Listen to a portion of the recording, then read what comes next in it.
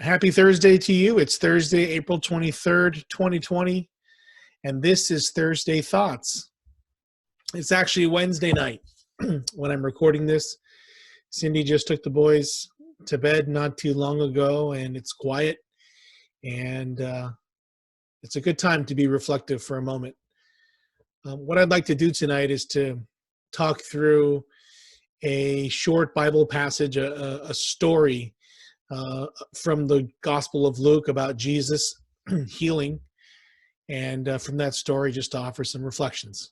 I'd like to share my screen at this point with this passage here. It comes from the book of Luke, chapter 17, verses 11 through 19. It's a very famous passage, and let me just read it here. On the way to Jerusalem, he was passing along between Samaria and Galilee.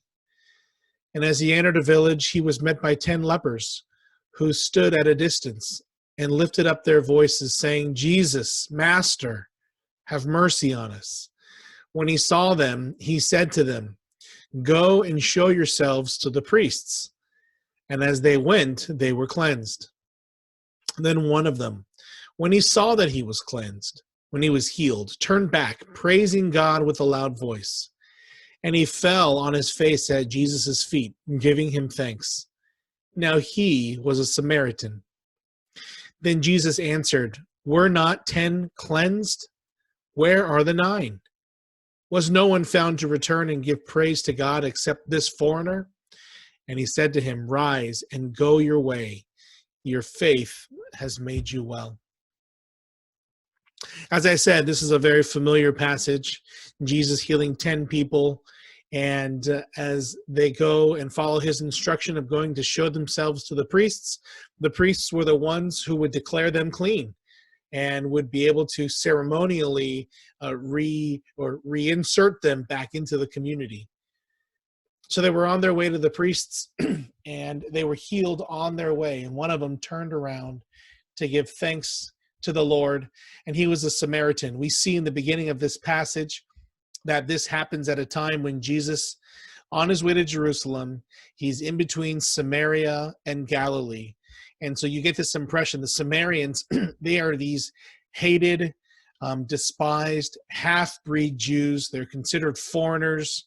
The nation of Israel split hundreds of years earlier into the north and the south, the northern kingdom and the southern kingdom. And the Samaritans were the ones in the north. And so immediately, Luke, the author, tells us that the people that Jesus is going to encounter, they're going to be a mix. They're going to be a mix of Jews and Gentiles, Jews and Samaritans, excuse me. And when we find in this passage, it's interesting, Luke makes it a point to tell us that the one who had turned back was a Samaritan. Now, let me just say at the front here, this story, it's not just about gratitude. It's not just about showing gratitude to the Lord. This is about faith. And in this passage, and in these chapters from approximately Luke 10, 11, 12, 13, all the way to 17 and 18, Luke is constantly making reference again and again to both the faithlessness of Israel and the faithfulness of Gentiles. And he says this again throughout these parables and teachings and stories, that it was Israel that was faithless and it was non-Israel that was faithful.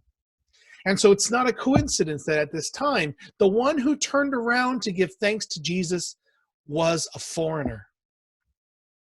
And in one fell swoop, Luke indicts the Jews because of the lack of their faith, and he exalts the Gentiles because of the quality of their faith.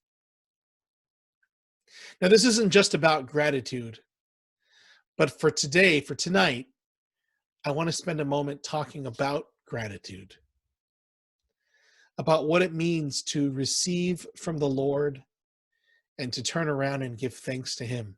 I think that attitude, the attitude of gratitude, I think that attitude right now, not only is it lacking, it is so important. It's vital for us as we endure quarantine, shelter in place, this attitude of gratitude. This is a time when we are called to consider what we have. This was one of Theo's points last week, which I thought was a great one. Something along the lines of, don't let what you lack distract you from remembering what you have. Don't let your longing for more distract you from what God has already provided for you. You know, on the flip side, you also hear this expression, sometimes you don't know what you have until you lose it. I mean, isn't that true right now? Wouldn't you say that you and I probably didn't understand what we have in terms of freedom, in terms of the ability to move in and about town, in terms of sending our kids to school? Wouldn't you say that you and I didn't understand what we have, what we had, until we lost it? I think the nature of not being grateful is natural to people. If it's true, we don't really understand what we have until we lose it. What a shame that is. I mean, really, if you think about it, it is such a shame, because then if it's true, you'll never really appreciate it. And by the time you really appreciate that thing or that person, it's because they're gone.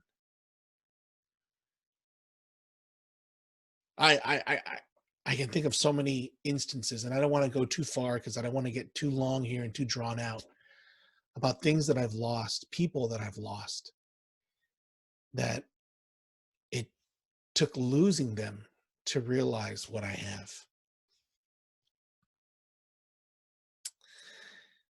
We talk about our freedom, the freedom to move about, the freedom to go outside, the freedom to go get a haircut. My hair is getting really long. I don't know about yours. The freedom to go get a haircut, the freedom to go to the store and not have to wear a mask, the freedom to come to church. We had it. We don't have it right now. And I don't know about you, but I've come to really appreciate it. So far as I know, nobody in our church community has been diagnosed with the coronavirus. But maybe you've gotten sick, and maybe you've gotten close, or you thought maybe you had it. Isn't it true you don't really come to appreciate your own health, your own well-being, until you don't have it? Maybe it's your workplace. Maybe your work situation is struggling because of the pandemic. And it's true again, how we haven't come to really appreciate what we have until we don't have it. It's Wednesday night, and I can't help but think about Uncle Richard, who goes into surgery tomorrow morning. Now, let me be very clear. From what I understand, this type of surgery is routine. We've become really good as a society with medical advances of doing even things like this.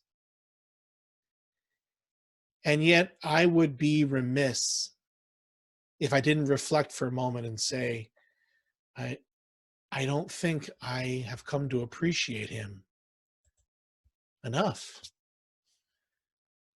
I don't think I've come to appreciate him enough. I don't think we as a church have appreciated him enough. The stability that he brings. I've known him for almost 20 years now. We have served together for almost 20 years. And his tremendous humility and patience, it never ceases to amaze me. And it's because he has the character that he does, that for the last 20 years, our church has experienced a tremendous amount of relative peace. I have come to know a lot of churches that are bilingual churches, English and Chinese churches. And I don't know of a one where there is this much amount of peace. And I'm telling you here today, it is completely because of what the Lord does through him. Have we come to appreciate him enough?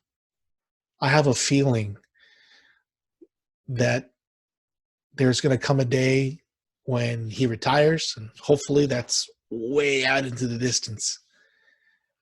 But when he retires, we will look back and we will recognize, man, we had it good when he was the one steering and directing this ship. And I'm also going to tell you, in reflecting on the passage, it's the Samaritan who came back. It's the 9 Jews who didn't come back. The ones who you would have expected, who should have been particularly appreciative, and they weren't. It's the one that surprises you that comes back. Isn't that true? Isn't that true that the ones you think should appreciate what you do for them the most don't appreciate you? And I'm going to speak for a moment into these families here. Isn't it true that there's nobody in your life who does more for you than your parents, than your mother and your father? Whether you're an adult and your parents are nearby, whether you're a kid and you're at home, there's nobody who does more for you than your mom and dad. I know that to be true for me, even though my parents are not with me anymore. But as a parent, I know also for a fact that I do more for our sons. Cindy does more for our sons than anybody else in their lives. And these are the ones who probably are very easily don't recognize it. And I bring this up because at a time like this, when we are all together, don't we need to have an attitude of gratitude? Don't we need to learn from the Samaritan, to learn from the half-breed, to learn from the one who really had no business teaching any of us what faith was? To learn from him, to say, thank you for what you do. I'm going to appreciate you before it gets to that time when, oh yeah, I'll lose what I have with my parents, and then I'll really appreciate it. No, let's do that now. And lastly, we give thanks to God. We give thanks to our Savior Jesus. I don't think we can say those words enough. I don't think any amount of pouring out gratitude toward the Lord is enough times, is sufficient to adequately respond to what God has done for us. Are we that thankful? Now, thankfully, we'll never lose that. We can't lose that. But it shouldn't have to come to that. Right now, during this time, my encouragement to myself, to my family, to you all is, let's learn how to have this attitude of gratitude. Because that is what's going to keep our families and our homes together and right and peaceful. Blessings to you this week. I hope that this has been helpful to you. I'm looking forward to seeing all of you and worshiping with you on Sunday. Have a great day, and we'll see you this weekend.